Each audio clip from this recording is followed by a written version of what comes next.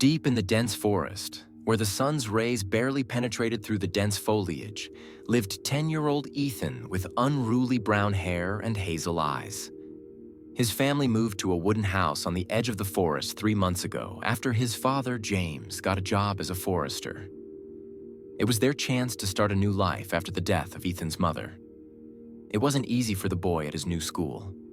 The absence of friends only increased his attraction to the forest, where he felt understood. Every day after school, he went to explore new corners of his green kingdom, despite his father's instructions not to go deep into the thicket. On that fateful October day, the temperature suddenly dropped to almost zero. Ethan was picking fallen leaves for a school project when he heard a strange sound. A quiet but distinct howl, full of pain, came from somewhere deep, chilling to goosebumps. Curiosity got the better of caution. Ethan knew he had to get home. His father was expecting him for dinner, and it was getting dark fast. But something about the sound made him follow the call. He was heading deeper into an unfamiliar part of the forest, marking the way with broken branches. Branches scratched his face, but the boy stubbornly walked forward until he came to a small clearing. There he saw something that made his heart stop. A large metal cage set up by poachers held a family of wolves. 6 adults and 3 cubs. Thin, with dull fur, the wolves looked emaciated. There were bones of small animals lying nearby. Obviously, the poachers had fed them just enough so that they would not die. Fear gripped Ethan's body, but deep compassion helped him overcome this feeling. He remembered the book about wolves. The story that attacks on humans are extremely rare.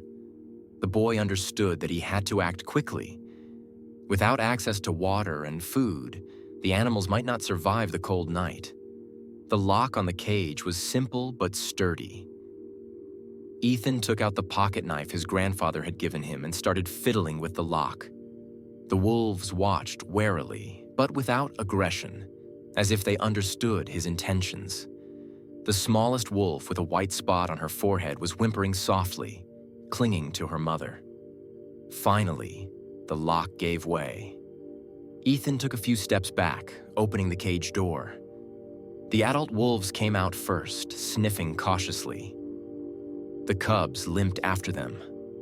The largest wolf, with a graying muzzle and a scar through his right eye, stopped in front of the boy. Their eyes met. The amber, wild eyes of a predator and the frightened but determined eyes of a child. At that moment, there was a strange understanding between them. Suddenly, voices were heard in the distance. The poachers were returning.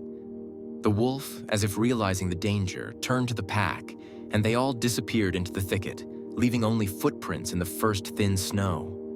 Ethan started running in the opposite direction. But the forest was already plunged into twilight, and fear confused his thoughts. The markings on the trees became invisible in the dark.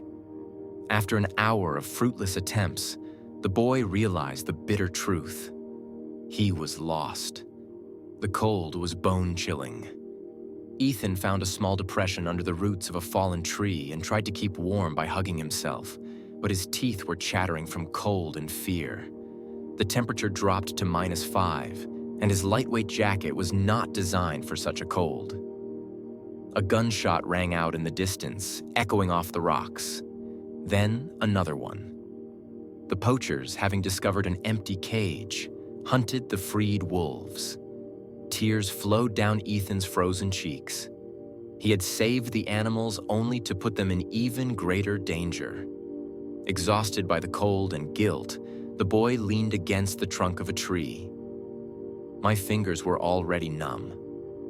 Ethan remembered his father's stories about how easily the lost succumbed to drowsiness when hypothermia. But fatigue and cold were doing their job, and the eyelids were getting heavier. Ethan suddenly felt warm breath on his face. When he opened his eyes, he saw the leader of the pack in front of him. The wolf looked at him without hostility, and the rest of the pack stood behind him. They returned, as if sensing the danger hanging over their little savior. To the boy's surprise, the wolves surrounded him, lying down next to him and warming him with their warmth. Their powerful bodies with thick fur created a human shield from the cold. The smallest wolf cub with a white spot snuggled against his side, resting his head on his lap. Ethan felt a strange calmness among these wild creatures.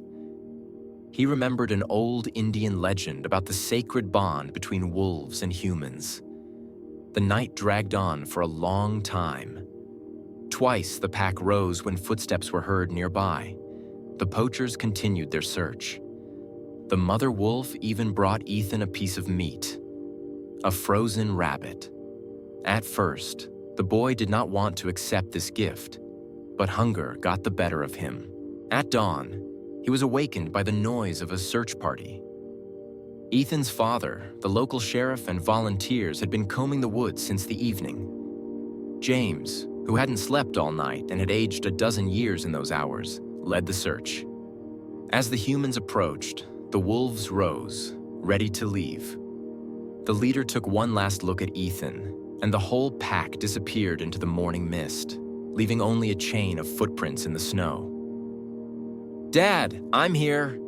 Ethan shouted, and in a few moments he found himself in the strong arms of his father, who was not shy about tears. "I thought I'd lost you too," he whispered, kissing his son's cold forehead over and over again. At the hospital, Ethan was diagnosed with mild frostbite and told his story.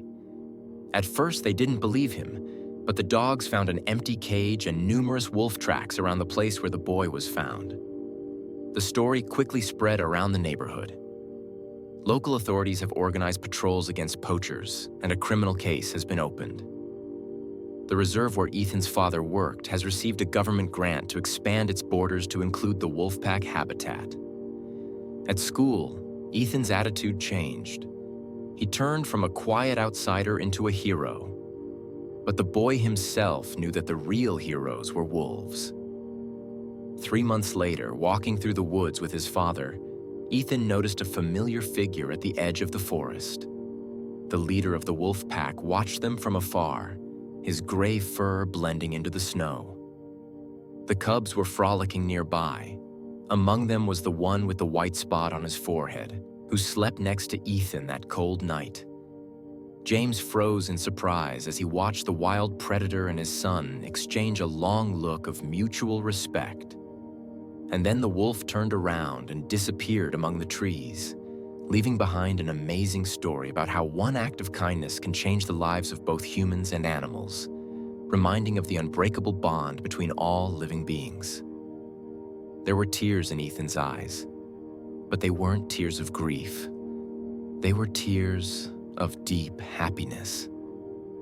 In his pocket, he clutched a small pendant with the image of a wolf, which he made for a memorial in memory of his mother. She was the one who always taught him that kindness begets kindness, and that boundaries between living beings exist only in our imagination.